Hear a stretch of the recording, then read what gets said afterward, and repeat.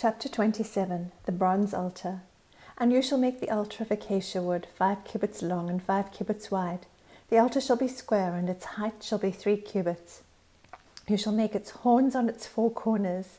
Its horns shall be of one piece with it, and you shall overlay it with bronze. You shall make its pails for removing its ashes, and its shovels and its basins, and its forks and its fire pans. You shall make all its utensils of bronze. You shall make for it a grating of network of bronze, and on the net you shall make 4 bronze rings at its 4 corners. You shall put it beneath, under the ledge of the altar, so that the net will reach halfway up the altar. You shall make poles for the altar, poles of acacia wood, and overlay them with bronze. Its poles shall be inserted into the rings, so that the poles shall be on the 2 sides of the altar when it is carried. You shall make it hollow with planks, as it was shown to you in the mountain, so they shall make it. You shall make the court of the tabernacle. On the south side there shall be hangings for the court of fine twisted linen, 100 cubits long for one side. And its pillars shall be 20, with their 20 sockets of bronze. The hooks of the pillars and their bands shall be of silver. Likewise for the north side in length there shall be hangings, 100 cubits long, and its 20 pillars with their 20 sockets of bronze. The hooks of the pillars and their bands shall be of silver. For the width of the court on the west side shall be hangings of 50 cubits with their 10 pillars and their 10 sockets. The width of the court on the east side shall be 50 cubits. The hangings for the one side of the gate shall be 15 cubits with their 3 pillars and their 3 sockets. And for the other side shall be hangings of 15 cubits with their 3 pillars and their 3 sockets. For the gate of the court there shall be a screen of 20 cubits, of blue and purple and scarlet material and fine twisted linen, the work of a weaver, with their 4 pillars and their 4 sockets. All the pillars around the court shall be furnished with silver hands, with their hooks of silver and their sockets of bronze. The length of the court shall be 100 cubits, and the width 50 throughout, and the height 5 cubits of fine twisted linen, and their sockets of bronze. All the utensils of the tabernacle used in all its service, and all its pegs, and all the pegs of the court shall be of bronze. You shall charge the sons of Israel that they bring you clear oil of beaten olives for the light, to make a lamp burn continually. In the tent of meeting outside the veil which is before the testimony, Aaron and his sons shall keep it in order from evening to morning before the Lord. It shall be a perpetual statute throughout their generations for the sons of Israel. Chapter 28. Garments of the priests. Then bring near to yourself Aaron your brother and his sons with him, from among the sons of Israel, to minister as priests to me, Aaron, Nadab, and Abihu, Eleazar, and Ithamar, Aaron's sons. You shall make holy garments for Aaron your brother, for glory and for beauty. You shall speak to all the skillful persons whom I have endowed with the spirit of wisdom, that they make Aaron's garments to consecrate him, that he may minister as priest to me. These are the garments which they shall make: a breastpiece and an ephod, and a robe and a tunic of checkered work, a turban and a sash. And they shall make holy garments for Aaron your brother and his sons, that he may minister as priest to me. They shall take the gold and the blue and the purple and the scarlet material and the fine linen. They shall also make the ephod of gold, of blue and purple and scarlet material and fine twisted linen, the work of the skillful workman. It shall have 2 shoulder pieces joined to its 2 ends, that it may be joined. The skillfully woven band which is on it shall be like its workmanship, of the same material, of gold, of blue and purple and scarlet material and fine twisted linen. You shall take 2 onyx stones and engrave on them the names of the sons of Israel, 6 of their names on the one stone, and the names of the remaining 6 on the other stone, according to their birth. As a jeweler engraves a signet, you shall engrave the 2 stones according to the names of the sons of Israel. You shall set them in filigree, settings of gold.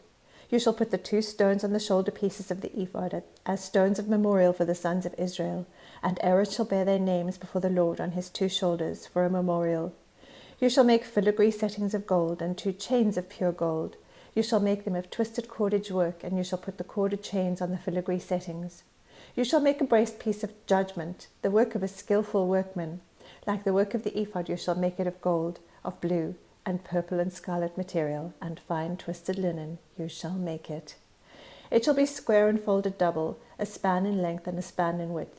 You shall mount on it 4 rows of stones. The first row shall be a row of ruby, topaz, and emerald, and the second row a turquoise, a sapphire, and a diamond, and the third row a jacinth, an agate, and an amethyst, and the 4th row a beryl and an onyx and a jasper.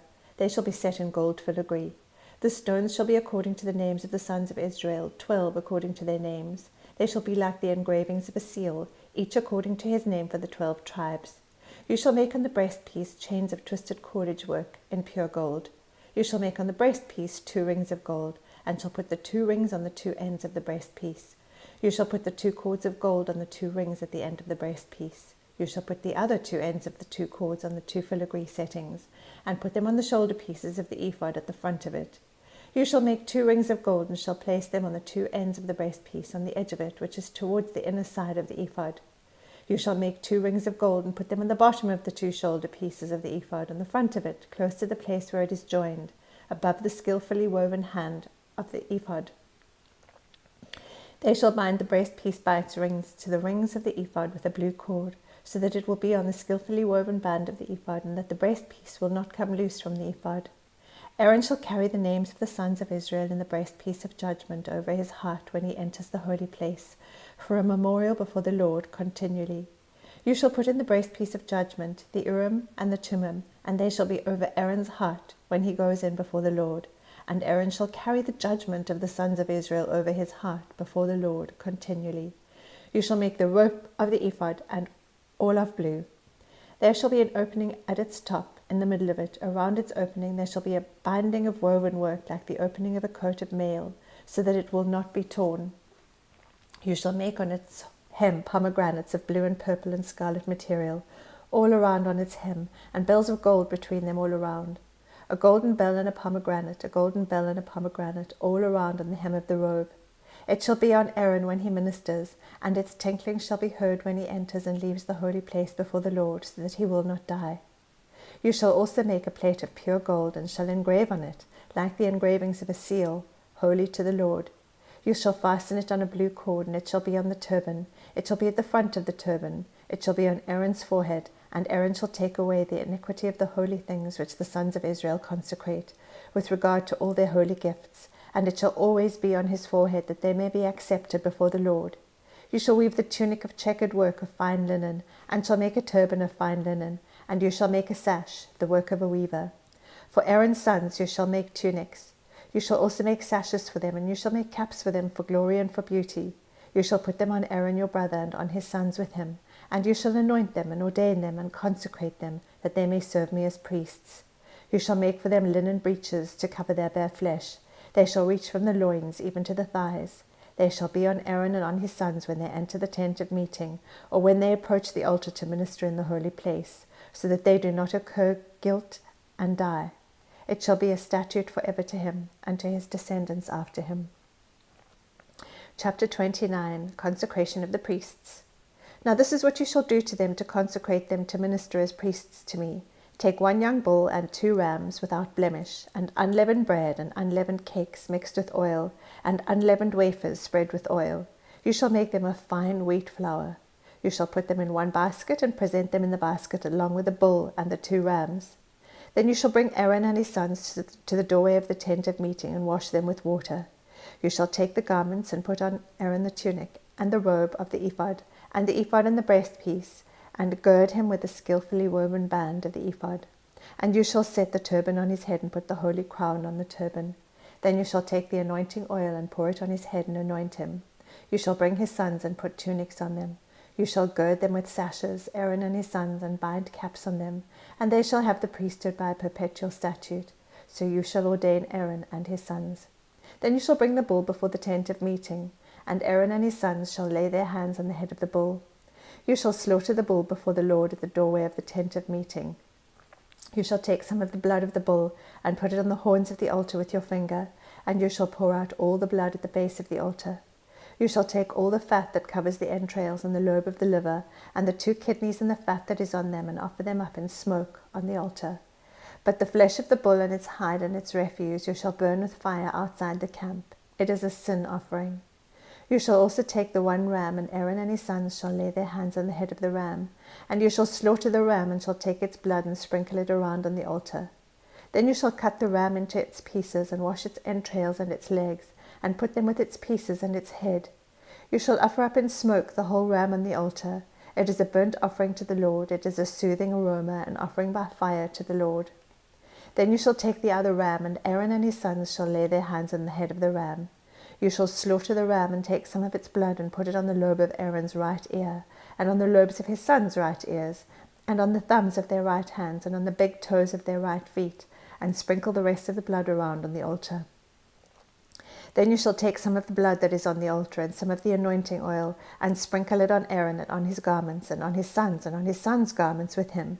So he and his garments shall be consecrated, as well as his sons and his sons' garments with him. You shall also take the fat from the ram, and the fat tail, and the fat that covers the entrails, and the lobe of the liver, and the 2 kidneys, and the fat that is on them, and the right thigh, for it is a ram of ordination, and 1 cake of bread, and 1 cake of bread mixed with oil, and 1 wafer from the basket of unleavened bread which is set before the Lord. And you shall put all these in the hands of Aaron and in the hands of his sons, and shall wave them as a wave offering before the Lord. You shall take from their hands